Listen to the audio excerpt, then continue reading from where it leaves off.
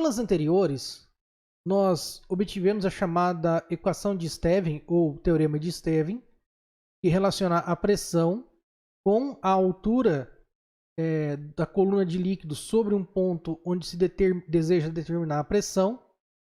E também verificamos que superfícies equipotenciais do campo gravitacional são superfícies de mesma pressão. Além disso, vimos que é possível medir a densidade relativa de dois fluidos immiscíveis utilizando o chamado densímetro de tubo em U. Agora nós estamos interessados em medir a diferença de pressão utilizando o teorema de Stevin e o conceito de superfícies equipotenciais e superfícies isobáricas. Recentemente, nós vimos então um vídeo onde foi demonstrado a utilização de um manômetro de tubo em U. Então, aqui tem uma figura que representa um manômetro, é um tubo em U com as extremidades com uma pequena abertura e a princípio ele se encontra com um fluido manométrico aqui e possui o mesmo nível em ambos os ramos desse tubo. Significa que as pressões aqui, no ramo 1 e no ramo 2, são iguais. Se for exercida uma pressão P1 diferente de P2, o que vai acontecer? Por exemplo, se a gente colocar aqui uma mangueira e assoprar aqui, o ar vai empurrar esse fluido aqui para baixo e vai surgir uma diferença de altura ΔH entre os ramos 1 e 2. Então, nesse caso, nós temos a diferença de pressão. Nós queremos saber agora qual é a relação entre a diferença de pressão, como que a gente pode medir essa diferença de pressão baseado no manômetro de tubo em U. Então vamos lá, vamos analisar dois pontos dentro desse tubo. Eu tenho o ponto P1 e o ponto P2, como mostrado na figura B. De acordo com a lei de Stevin, a pressão no ponto P2 é P2 mais ρgH, ΔH. E a pressão no ponto P1 é simplesmente a pressão P1. Por isso não tem nenhum fluido acima do ponto P1. Uma superfície com o ponto P1 e ponto P2 são pontos sobre uma mesma superfície equipotencial, logo as pressões nesses pontos são iguais. Então, pressão no ponto P1 é igual a pressão no ponto P2.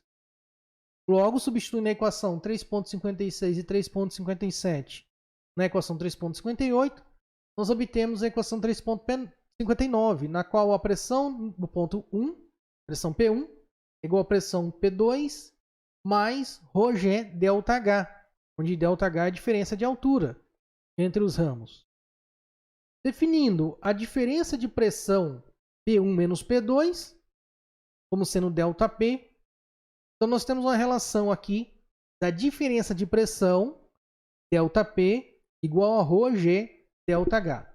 Dessa forma, nós medindo a altura ΔH e conhecendo o tipo de líquido que está dentro do tubo, por exemplo, se for água, se for etanol, se for mercúrio, nós podemos então medir a diferença de pressão entre os dois ramos do tubo em U.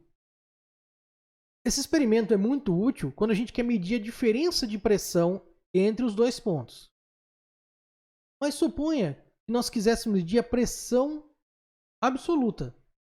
Quer dizer, vamos pensar na pressão atmosférica. Eu quero desenvolver um sistema, quero pensar num sistema capaz de medir a pressão atmosférica sem medir a diferença de pressão entre os ramos do tubo em U. Nesse caso, nós utilizaríamos o chamado barômetro de Torricelli. Na figura 3.4, nós temos uma representação de um barômetro de Torricelli. Nessa figura, aqui nós temos um fluido, que é o mercúrio, que é aquele metal líquido em temperatura ambiente, colocado dentro de um recipiente e aqui um tubo, uma das extremidades fechadas e outro aberto. Como que seria montar esse barômetro? Você pegaria um tubo cilíndrico contendo mercúrio e você viraria ele sobre um prato, de forma que o líquido ia descer um pouco e você teria uma camada de líquido no prato e aqui dentro do tubo. Bom, o que acontece?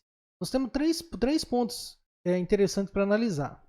O ponto P3, que é o ponto que está na superfície de separação entre essa parte vazia do tubo e o mercúrio.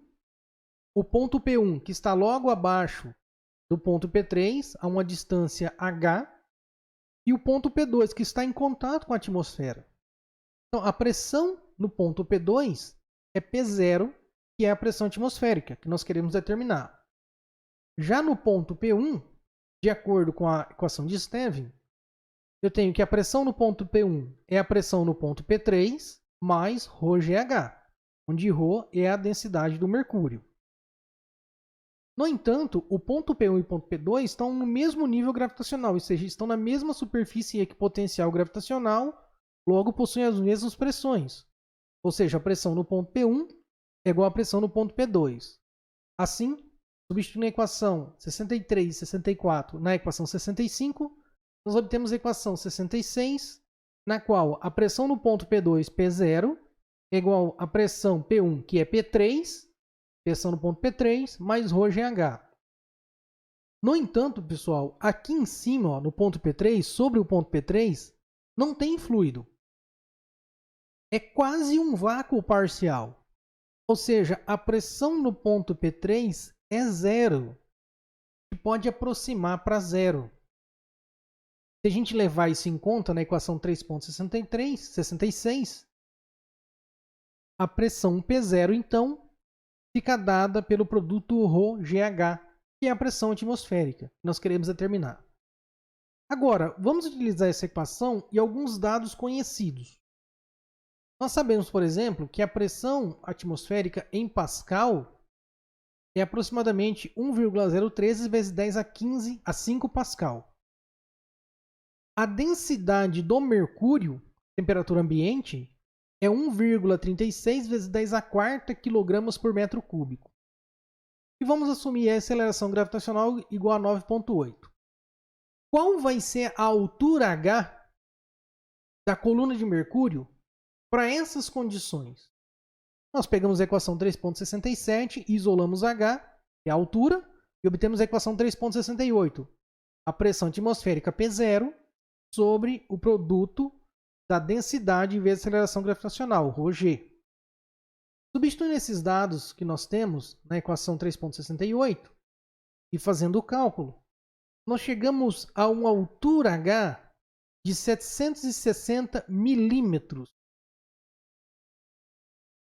Daqui nós temos então, vamos dizer que 1 atm, ou seja, a pressão de uma atmosfera a nível do mar, equivale a 760 milímetros de mercúrio. Então daqui que vem o fator de conversão de atm para a pressão em milímetros de mercúrio. Se a gente tiver 1 atm, a altura da coluna de mercúrio vai ser de 760 milímetros. Isso em centímetros seria 76 centímetros. Na próxima aula, nós vamos dar início ao estudo chamado Princípio de Pascal. Até a próxima aula.